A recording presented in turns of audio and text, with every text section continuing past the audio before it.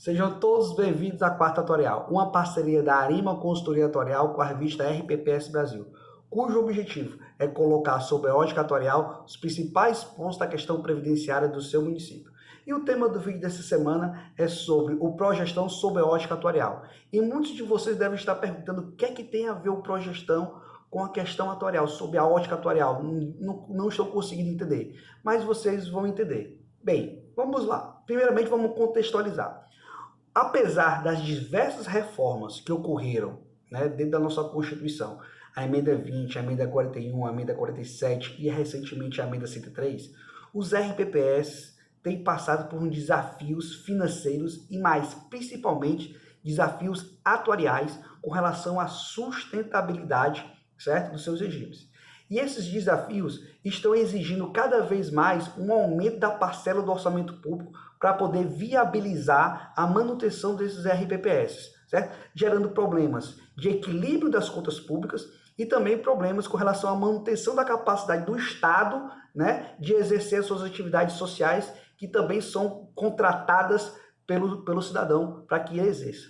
Então, isso tudo gerou todo esse problema que contextualizou e gerou a iminência do Progestão e também a iminência da portaria 464, certo? Então, visando atender e cumprir o que está disposto no artigo 9º, certo? Da Lei 9.717, certo? E auxiliar os entes federativos, certo? A fazer a gestão tanto dos seus ativos quanto do seu passivo, nasceu o Progestão, certo? E aqui nós encontramos essa ligação, como eu falei, após essa contextualização, nós encontramos essa ligação, pois o objetivo principal do Progestão é ajudar a fazer essa gestão tanto dos ativos quanto dos passivos previdenciários, e esse passivo previdenciário é justamente a obrigação atuarial que ele tem com seus segurados. Bem, e no artigo 2º da portaria 185, que foi a portaria que criou o Progestão, ele dispõe sobre o objetivo desse programa, certo? Que é adotar as melhores práticas, proporcionando maior controle sobre ativos e passivos, bem como uma transparência. E esse programa, o Progestão, ele tem 3 pilares. Ele tem o pilar do controle interno, ele tem o pilar da governança e ele tem o pilar da educação. Então, onde é que nós vemos dentro desses 3 pilares a ligação com relação à gestão atuarial, a ligação com relação à portaria 464? Bem, para que a gente possa entender isso, nós temos que inicialmente também entender como é que funciona um plano de benefício de um RPPS. Então, o plano de benefício ele é administrado por uma unidade gestora e ele tem como principal característica ser um plano de benefício definido. Então, o que é que significa ser um plano de benefício definido? Significa que o segurado sabe quanto ele vai ganhar no momento da aposentadoria, independente se o ente, se a unidade gestora administrou corretamente os recursos e garantiu o pagamento desses benefícios com a reserva técnica suficiente. Então, quer dizer, o risco todo do negócio, da operação, está dentro da administração da unidade gestora, que tem como o fiador, o ente federativo. Então, logo, cabe à unidade gestora administrar esses riscos, certo? A administração desses riscos não é realizar uma avaliação atuarial como por muito tempo, se acreditava, inclusive os órgãos fiscalizadores e os órgãos reguladores trabalhavam apenas na elaboração, na cobrança dessa avaliação atuarial, mas não na implementação de medidas de controle desses riscos, de buscar soluções para garantir a solvência e a sustentabilidade da Previdência. E aqui é onde a portaria 464 entrou e que inclusive tem um capítulo específico sobre a gestão atuarial dentro dela. Bem, e dentro dessa unidade gestora, dentro desse plano de benefícios, desse controle, desse passivo, há diversos riscos que nós temos que controlar, certo? Nós temos os riscos de longevidade, os riscos operacionais, os riscos de liquidez, os riscos de investimento, os riscos das previsões, enfim, nós temos uma série de riscos que nós temos que controlar. E nós já verificamos que alguns desses riscos estão mencionados, estão sendo procurados resolver dentro do Progestão. Quer ver? Vamos lá. O Progestão, como eu falei, ele tem 3 pilares: o controle interno, a governança e a educação.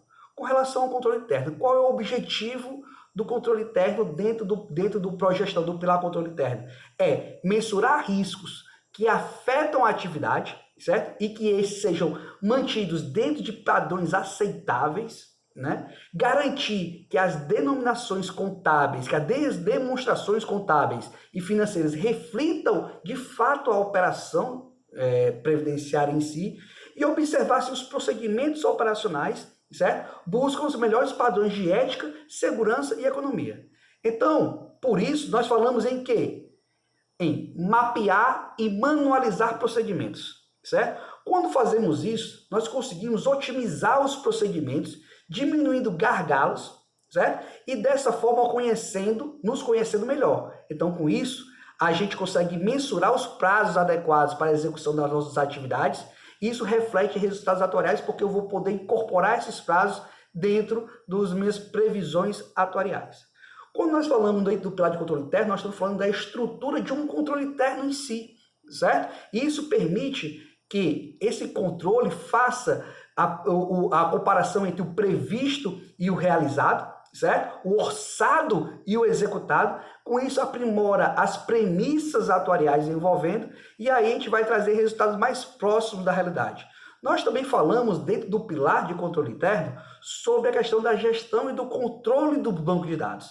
Isso permite um aperfeiçoamento da previsão das datas de aposentadoria, que são fundamentais para a gente poder mensurar e saber o tempo que eu tenho para poder constituir a reserva para pagar o benefício, para a gente saber qual é o valor do salário que eu vou ter que pagar para aquele segurado, se ele tiver entrado no ano de 2013, que tem direito a receber a última remuneração, ou que entrou depois, para eu poder estimar o valor mais próximo possível da média do seu benefício. Com isso, a gente vai poder estimar também o valor correto a receber de compensação previdenciária, dado que eu vou saber a informação do tempo do servidor antes de entrar na prefeitura, né? Nós falamos também, dentro desse plano de controle interno, sobre certificação dos gestores e servidores da área de risco.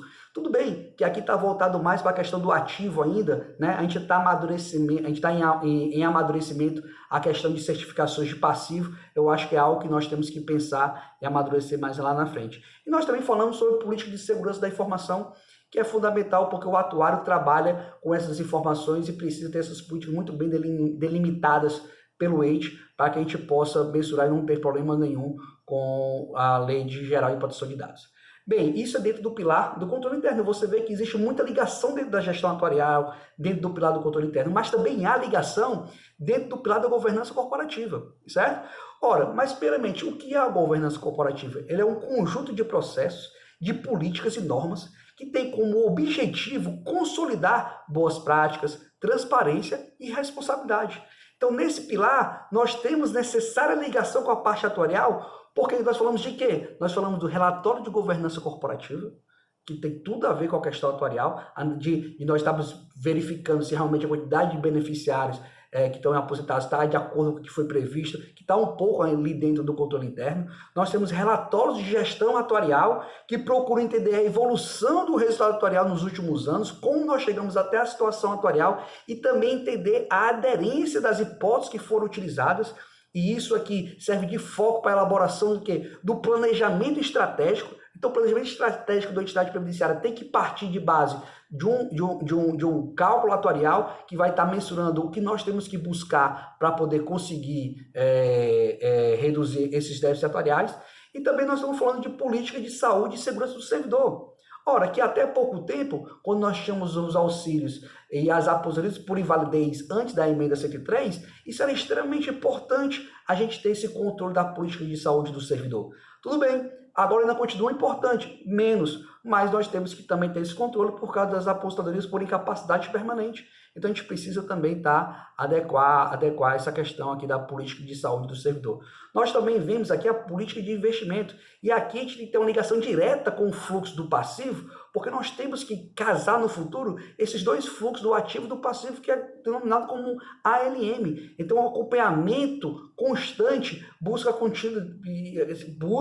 a viabilidade desse fluxo de pagamentos e a busca contínua também da meta atuarial, né? E tem diversas ações dentro da governança, do pilar de governança com relação à transparência, que são importantes também para o funcionamento da Previdência, que reflete no melhoramento atuarial do RBPS, como o funcionamento dos comitês, o regimento interno dos órgãos, dizer como é que eles funcionam, a composição da carteira, verificando sempre a viabilidade atuarial e a viabilidade do fluxo do passivo, certo? Avaliações atuariais que têm que ser postadas, a questão da contabilidade. Então, nós vemos que tudo isso tem a ver com a questão atuarial. E, por último, o pilar da educação, que apesar de não ter uma relação direta atuarial, mas ela acaba tendo relação indireta, porque quando a gente fomenta e a gente explica como é que funciona uma entidade previdenciária, nós percebemos que a sua essência é uma essência atuarial. Então, esse pilar também se torna fundamental e compõe a questão atuarial, a gestão atuarial do RPPS. Bem, então nós vemos aqui que o órgão fiscalizador está acabando direcionando, né, a gestão previdenciária para uma gestão atuarial direta e indiretamente através de um pró-gestão, diretamente através da portaria 464. Portanto, a gente conclui que o pró-gestão tem muito a ver com a questão atuarial, sendo essa a principal ferramenta para a busca da sustentabilidade de qualquer plano de benefício. Previdência é coisa séria. Siga a gente no Instagram, siga a gente no YouTube e aguardo vocês no próximo vídeo.